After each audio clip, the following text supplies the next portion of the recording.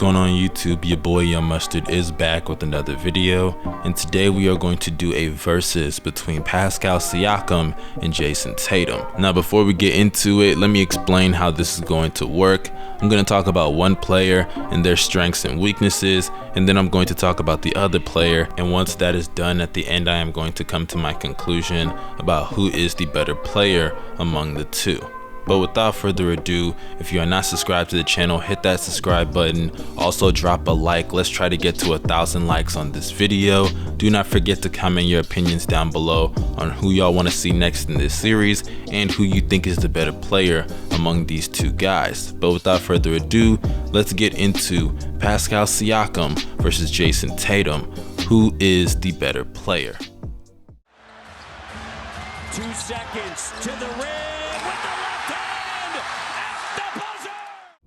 Pascal Siakam is a 6'9" power forward that was drafted at the 27th overall pick in the 2016 NBA draft, and ever since then he has improved in every single season at every single aspect of the game of basketball. In his rookie year, he came in only averaging 4 points and 3 rebounds on 50% field goal shooting. 2 years later, he's an NBA champion, averaging 20 points and 8 rebounds against the Golden State Warriors in the finals. And honestly, when you look at the development of Pascal Siakam, it's really a testament of hard work and dedication, and he has definitely shown a lot of those intangibles this season, as he averaged 24 points and around 8 rebounds, as well as dishing 4 assists a game, shooting 45 to 46% from the field, 36% from 3, and shooting 80% at the charity strike. This is a guy that damn near every single year finds ways to get better. Last year he was a second option behind Kawhi Leonard, and now this year he'll probably get an All-NBA selection, as he is the best player on the Toronto Raptors team that was on pace to win over 55 games. And when you look at the fact that Pascal Siakam's skill set is unlike a lot of other players in the NBA, that just adds to how great of a player he already is, because this is a guy that can go out there and his mid-range game is spectacular. He can also step out and hit the three-point shot, can handle the ball, and is a really solid passer as well. So he's very flexible. He can sometimes play the 3, and in some small ball lineups play the 5, and as a defender, I think he is very underrated. I'm not going to go as far as to say he's in that upper echelon of defenders, but he can switch on damn near every single position. He can guard 1 through 4 comfortably and some small ball 5s. So when it comes to his flexibility offensively and defensively, not many people can give you what he can in that department. Now, as far as the flaws in Pascal Siakam's game, honestly, I'm going to say the only real flaw is consistency, because even this season, as great as a year that he's had, he has struggled to be consistent, and considering that the Raptors need him to step up in the playoffs when consistency is very key, that's a little bit of a cause for concern, because when you look at what he did in the second half of the season in comparison to the first half, it is a noticeable drop-off in the production of play, and the numbers are proof of it, as in the first 27 games he averaged 25, 8, and 4 on 46, 39, and 81 shooting splits. Meanwhile, in the last 26 games of the season, he averaged 22.7 rebounds and 4 assists on 46, 32, and 79 shooting splits. So it's not like the numbers are a complete drop-off, but considering that he did struggle with consistency last year, primarily in the postseason against teams like the Bucks and also the Philadelphia 76ers, I definitely think that this is a slight problem in his game, and it might be a sign that he may just not be well equipped to be the #1 option on a championship team. But I think time is going to be the #1 factor in determining that, because he is only in his 4th year in the NBA.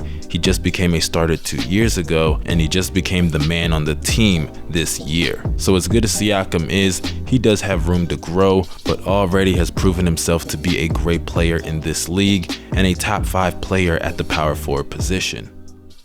45 remaining. Tatum drives down and throws it down.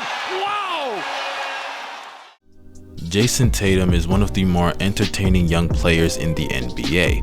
Currently at the age of 22 years old, drafted at the 3rd overall pick in the 2017 NBA draft, him and Jaylen Brown were expected to lead the Boston Celtics into a bright new future as the two young forwards to be the faces of the franchise. And honestly, this season, he has lived up to all of those expectations. It may have taken him a little while longer than some people expected, because a lot of people expected this last year for some reason, but this year he has definitely lived up to all of the hype that came after his 2017 postseason run. But this year he has put up numbers of around 24 points a game, 7 rebounds and 3 assists, shooting 45% from the field, 40% from 3, and 81% from the free throw line. And if I'm being honest, those numbers truly don't do justice to how great Jayson Tatum has been this season, because progressively throughout the year he has gotten better and better and better. Because from January onward till the end of the season, he was able to put up 26 points a game along with 7 rebounds and 3 assists, while shooting 47% from the field, 43% from 3 on over 7 attempts a game,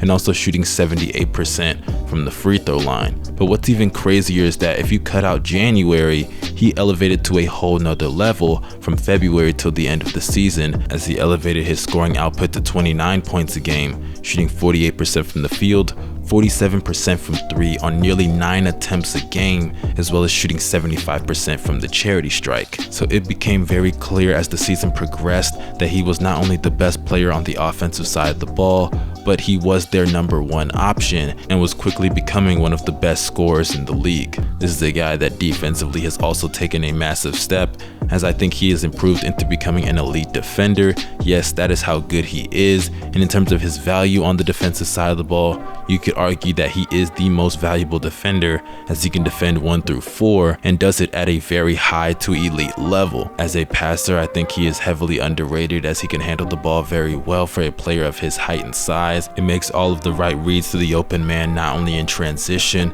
but even in the half-court setting. I think as a scorer, he's not only efficient, but he's one of the better scorers in the league already, as he's averaging 24 points, shooting 56% from true shooting percentage. I definitely think that as a scorer, he has improved in immense ways, because this is a guy that last season had a little bit of a struggle when it came to balancing his mid-range game and his three-point shot, which is a very positive sign to see, because there are some players in the NBA that still struggle to take more mid-range jumpers or more three-point jumpers, and they just do not have that balance, and they become so predictable. Meanwhile, when you look at a guy like Jayson Tatum, he can take it to the paint and dunk on you and finish with the best of them. He can also pull up from 3 with the step backs, and his mid-range game is nothing to laugh at as well. So when I look at him as a scorer, he's very polished, and the only way is to go upward. But as far as all of his strengths go, yes, he does have a lot of them and is on pace to becoming an NBA superstar if he is not already one.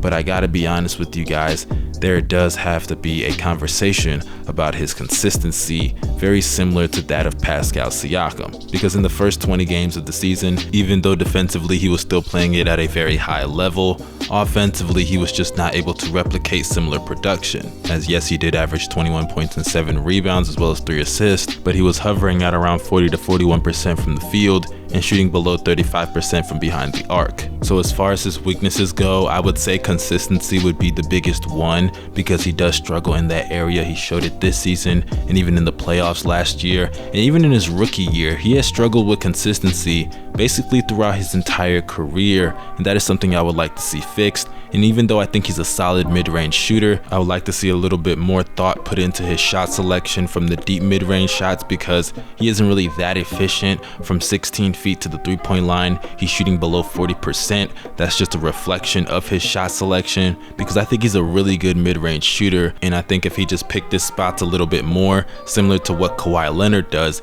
he can become an even more deadlier shooter from the mid-range area. But now that we have discussed both of those players, now it is time for my verdict on who is the better player among Jayson Tatum and Pascal Siakam. I gotta be honest with you guys, I'm going to go with Jayson Tatum, because as good as Pascal Siakam is, off the dribble, even though he can create his own shot, his ball handling ability is a little bit sloppy, and whenever he's matched up on people that can defend the perimeter at an elite level, he sometimes can get lost in that area because he can't create his own shot against elite defenders. Meanwhile, when I look at a guy like Jayson Tatum, I see a guy that can create his own shot against damn near anybody in the NBA, can catch on fire in a way that I have not seen before in a very long time, and I think offensively he's just a little bit more versatile than Pascal Siakam. I think he's also a better defender than Pascal Siakam, not by much, but I do think he's still a little bit better in that area, and I think that overall his value to the Boston Celtics team is more than Pascal Siakam's, even though I think that's more of the circumstances that they're both in. but it is still a factor that I have to take in when comparing both of the players. And it isn't just an offensive thing either, because they have two other 20-point per game scorers in Kemba Walker and Jaylen Brown, and I think they'd be fine in that area. I think defensively, his impact on that team is more than Pascal Siakam's on the Toronto Raptors, because the Toronto Raptors have good defenders everywhere. Kyle Lowry, Fred VanVleet, Serge Ibaka, Marc Gasol, they have a solid defensive team. Meanwhile, when you look at Jayson Tatum, take him off that team and Kemba becomes more exploited. Jaylen Brown's good, but he's not great on the defensive side of the ball. I wouldn't put him on Jayson Tatum's level, but he is still really good and really solid. And Marcus Smart would be the only elite defender on that team. Jayson Tatum takes that team from being a solid defensive team to being a great defensive team, and combine that with the other reasons I brought up earlier, that's why I personally believe Jayson Tatum is better than Pascal Siakam. But let me say this, Siakam is still a really good player. I think that he is an all-NBA performer, worthy of making that team at least the third team,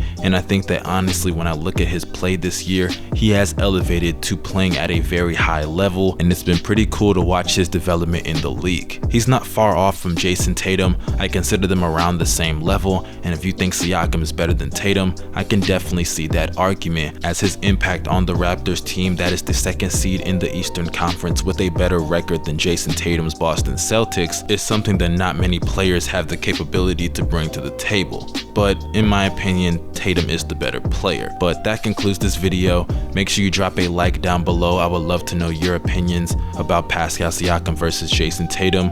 Let me know also some players that you want me to do a versus on down below in the comment section. Do not forget to hit that subscribe button and that bell to be notified after each and every single video that I post. Y'all follow me on Twitter and on Instagram. Have a great day. I'm out. Peace.